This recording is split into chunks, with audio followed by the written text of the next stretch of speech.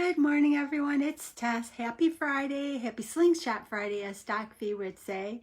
And today is going to be tip 248, accountability. And what kind of came up to me is I'm going to call it the Law of Diminishing Intent, which is a statement that came from a group coaching with Chris Noggle in Money School yesterday. And the guy who was presenting is Ron Eccles. And I'm hoping I'm saying his name right, but in the past, that's how that was pronounced for people that I've known in my life with that spelling of the last name. But anyways, what I wanted to do is, many know that I attended an experience with Chris Noggle and team a couple weeks ago. And something that's been on my mind a lot is making sure that I progress forward with some of the goals that I set up and some of the things that I want to accomplish in the months ahead. And we had a gentleman on that was was a coach last night in the group coaching. And one of the things he kind of talked about is that he learns and educates himself because he is a mentor and a coach 2 to 4 hours a day, that he is finding ways to mass consume information and trying to change and encourage and help people to develop better, faster, and I guess stay committed longer. So what I wanted to do today is I need to stay close to and accountable to a lot of the things that I want to move forward on. And that is like that law of diminishing intent. I attended an event a couple weeks ago. I have to be careful not to let go of the excitement that was being a part of that event. So what I did this morning is I looked up an article on accountability. Again, a lot of what I'm seeing probably is not going to be a surprise or new information. Good morning, Thomas. It's not going to be a surprise or new information, but it's just a reminder to me of the things that I want to do or the things I want to keep in my mind so that I keep moving forward, so that when I connect up with everybody again, I know I've made progress. And I found an article that was called Improve Personal Accountability, 12 Things to Do in 12 Weeks. And it was in Forbes magazine, January 13th, 2020, and it was, the contributor was Kevin Cruz. And I just thought, I'm just doing things to kind of remind myself on how to stay engaged in the journey. I want to make sure that I don't have ideas floating up here that I, as Les Brown would say, take to the graveyard with me, but that I bring them to fruit and bring them to fruit quicker. So kind of what this article was talking about is, of course, Forbes is a business magazine, but what it was kind of talking about is that this gentleman found that many managers were talking about how to get accountability from their teams. And more or less what this guy said is, it starts with you. You have to set the example. You have to be the person that your team wants to emulate. So I kind of like this because our personal lives are our business. And I want to move forward in ways that are going to be personally gratifying for me and to shift my life into a bit of a different direction as I move forward. 1, to continue on the weight loss journey. 2, to hopefully continue to motivate and inspire people. But 3, to also shift the way I'm going to even look for a new word. It's not retirement I'm going into. It's a new way of earning a living or a new phase of what that's going to look like. It's going to be making money my way, for lack of knowing a better way to say it. But what it kind of talked about is this gentleman said, as he continued to work with professionals, that accountability word kept coming up, and he kept thinking it's this ownership mindset. And to him, it simply means, to him, the meaning of accountability is simply a willingness to be answerable for an outcome. And he said, it's easy to see that lack of accountability in others, isn't it? So he's like kind of thinking about it and wondering, and he's like, well, a leader, whether it's for business world or for ourselves, a leader provides an inspiring model and provides something to emulate. And I'm going to say that's what the mentoring relationships, the accountability partners, the Doc V group, the Chris Noggle group, all the people that I've connected with are a source of inspiring. And also for me, it's a source of wanting to follow through because there's an accountability. I made an appointment because I had my 5 years post-surgical. I made an appointment with my surgeon because they request a 1 year a follow-up every year after your surgery. And a part of me was like, this is a good thing to do right now too, because this week has been a little bit of a struggle, and that's also a way for me to grab back into that again, because I feel for integrity and for responsibility. I want to win at this journey because my doctor gave me the gift of a better life. So I know it's not his responsibility. I know it's his job, but I want to show him how appreciative I am of this gift of this better life. So now this article is talking about the accountability. Here are the self-coaching questions that they actually recommend we all consider, like one of these questions a week for the next 12 weeks, to push ourselves forward and to, as Ron Eccles from last night said, keep ourselves committed to our goals so that we don't suffer from the law of diminishing intent. We don't start to lose the excitement and lose the commitment to making the changes. So the first thing that this gentleman came up with for our personal accountability action plan is that for right off the bat, number 1 is review your current goals, objectives, and focus areas. What are your measures of success and failure? And are they explicit and measurable? So I thought that, good morning, Thomas. I saw you on there too. And Lori and John were on also for last night. But that was a great talk. I really, really enjoyed that. So I want to further follow up with LeBron from the coaching last night. So Thomas was part of the coaching call last night also. He was actually part of the experience, so he wants to make sure he follows through on what his intents were as he came out of that training that we went to a couple weeks ago. So number 1, the first week, we need to review our current goals, objectives, and focus areas, and then come up with and reevaluate our measures of success and failure. Are they explicit and measurable? So that we have a direction and that we're moving there. Then number 2, review your key performance indicators, and a lot of us have heard that before, KPIs, key performance indicators. Which are the ones that you need to hit to get you next level? Sometimes we get distracted on the wrong things. It's kind of like Doc V says, fire, aim, fire, aim. Well, you want to take a look at where your shot went so that you make sure that you're moving in the right direction, that you don't get sidetracked down the wrong path. So as important as it is, like Doc says, fire, when you fire and you start to aim, you have to be looking at where you're going so that you get there faster instead of longer. Number 3, this is a good one that we all need to do and we all have heard before. Break your large goals into quarterly, monthly, and even weekly enabling goals, things that you can accomplish. You don't want them to be unachievable because then you'll get disappointed. But I think it was Tony Robbins and Doc V's mentioned it a few times too.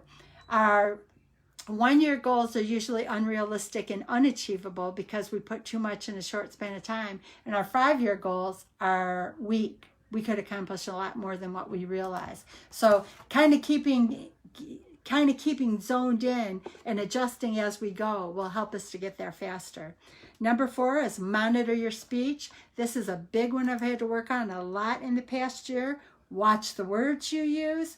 In conversations, do you hear yourself blaming? Do you hear yourself saying the negative words? Good morning, Patty. Or do you hear yourself encouraging and pushing forward in the right way?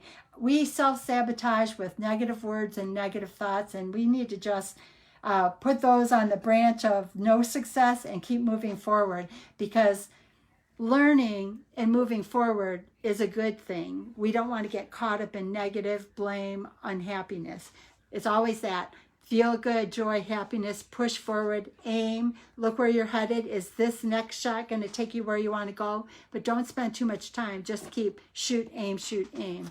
The next one is number 5, spend a few hours reading articles you can find on the internet, and that's kind of a good tool too, like Thomas and I, and also with Lori and John, because they were part of the experience a couple weeks ago too. The gentleman that was coaching last night in the 2-hour coaching call was talking about he spends 2 to 4 hours a day. Now, he is a coach, so he said he'll spend a lot of time, and he actually does the increased speed things on what he's reading and learning, because his job is to coach people, and in order to coach people, he's got to continually learn. So he shoots for like 4 hours of training every single day, and it's like listening and reading and whatever he can do to improve.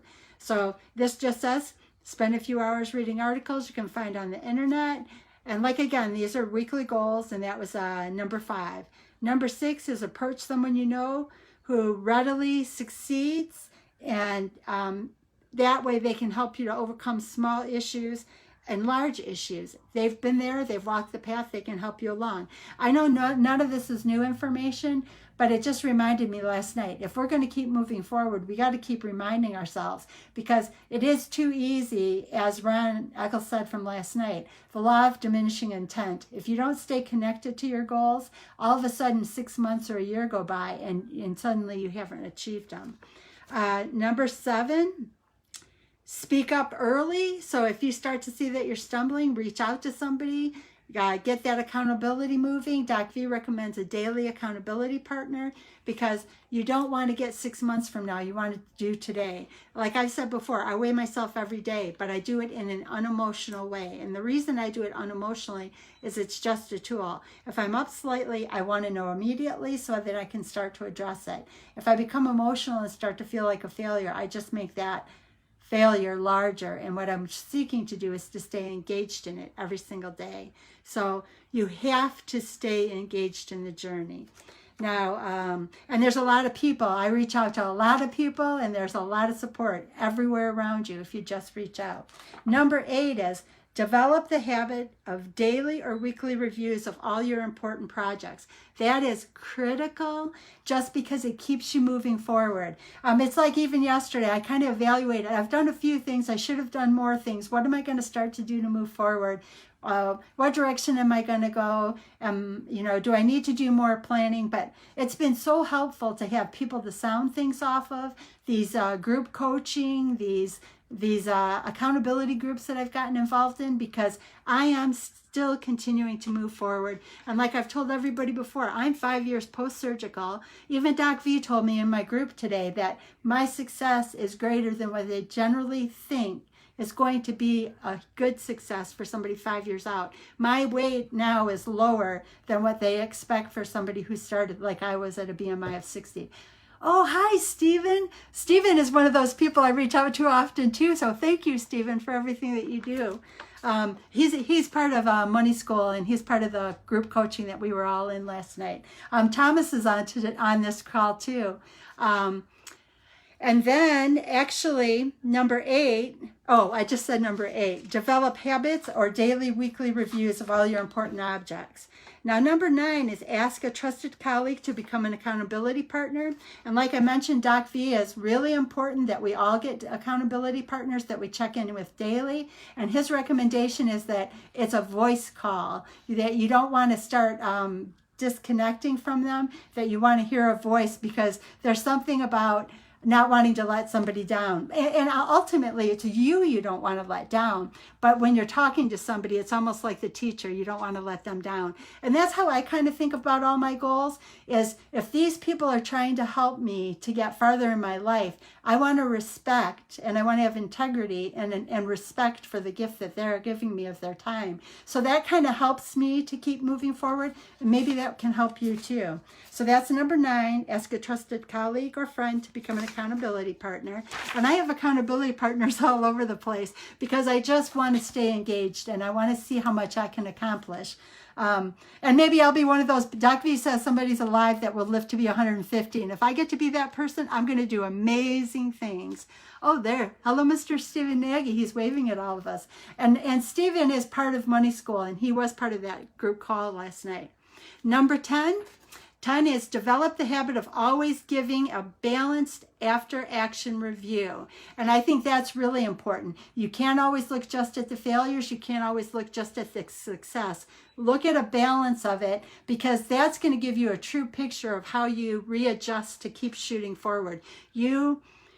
Everything in life is going to have a low point and a high point, and we just got to balance it and keep moving forward. And again, like Doc V says, shoot more often and aim as you're moving down the path. Don't stay stuck down here, and I'm guilty of this. Don't stay stuck down here trying to evaluate. You're going to get farther when you start shooting, adjust, shoot again, adjust, shoot again, adjust. And that is an area for me because I'm an overanalyzer and an analysis paralysis. So I got to keep moving forward. Number 11, discuss with your groups, with your accountability groups, with your mentoring groups, so that you can have your accountability, you can look for your rewards, you can look for what you've gained, and that you can make sure your reputation and your integrity is intact, and that you're moving forward in the way that your heart wants to move forward, and that it's being received in the way that maybe you want to be releasing the information. The 12th one is invest in books, invest in audio, invest in mentors, invest in groups. That has been something I've done a lot of in the past year, and I've met amazing people. Stephen has been somebody who's been someone that I've been able to sound off of. Chris, Doc V, all of these people in the Doc V tribe. I go live in Doc V's group twice a week. I do that because it helps me to stay accountable, because I feel a responsibility that if I'm going to talk on behalf of weight loss in Doc V's group, I need to be representing in a great way. And I just saw John Schmidt. So little Johnny, hello if you're on. Good morning. It's so good to see you. TT misses you and hopes to see you soon. So again, this article about accountability said the summary is the biggest impact you can make is to become an accountability role model yourself. What you do, what you release, is something that others will see and they'll want to be a part of. So I'll go through this real quick, the 12 issues. This came up from group coaching last night with Money School with Chris Noggle and Steve Nagy, who happens to be on. We were talking about, I went to the experience a couple weeks ago, and something that kind of stuck out to me is that there is something called the Law of Diminishing Intent, and that was Ron Eccles. And what that means is that over a period of time, we lose the excitement to make the changes we learn when we go to these coaching and these mentoring sessions. So today, this morning, I wanted to talk about accountability, because I'm just a couple weeks out of one of those training sessions, and I don't want to lose ground. I want to move forward. And this accountability article from Forbes talked about 12 things to do in the next 12 weeks to push you forward. Number 1, and this is about self-coaching questions. We have to fix ourselves first. We can't look to other people. We have to fix ourselves. Number 1 is review your current goals and objectives and focus areas so that you can move forward. You set the goal. You set the stage. You have to be the item that people are going to follow. So I forgot the exact word, but you want to be the person that people want to emulate. So number 1, review your current goals, objectives, and focus areas. Number 2, review your key performance indicators. And we hear that a lot in the business world. And that's just to make sure that, are you looking at the right things to move forward?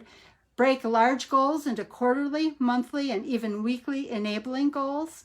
Number 4, monitor your speech. If you think like somebody who's going to fail and not make it and it's too hard, then that's where you're going to sit. You know you can do it. You're going to do whatever it takes. If you have to break through the wall, walk around the wall, jump over the wall, whatever it's going to take, nothing's going to stop you.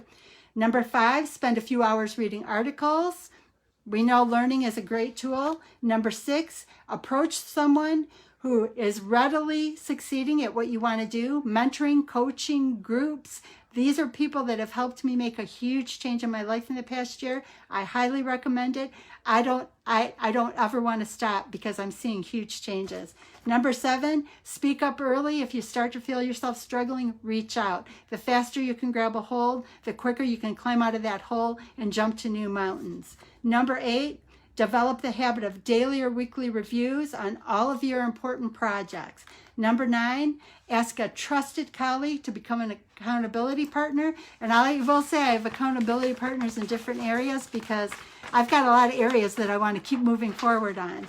Number 10, develop the habit of always giving balanced after action reviews. That's important. Look at bad and look at good, because then you can move forward in a more balanced way, because we don't want to be all positive and miss what might be going wrong, and we don't want to be all negative and miss what might be going right. Number 11, discuss with your group what you're doing, because integrity and reputation is important, and if you're not seeing something, they may be seeing it from a different perspective. Number 12, invest in books, invest in accountability, invest in mentoring, invest in improving yourself. There are people out there who have done it faster, and they can help guide you to get there quicker. And they can help you when you're starting to stumble. Because remember, the biggest impact you can make is when you yourself become accountable for yourself. I hope you guys have a beautiful, beautiful day. I'll run off to work. And I think what I'm going to start doing, because I noticed it in somebody else's live, I'll go back later today and I'll put those 12 lists in my comments at the top. That way, if somebody just wants to review it quick, they can. Thank you for being here. I appreciate you guys more than you'll ever know, and have a beautiful, beautiful day. Thank you.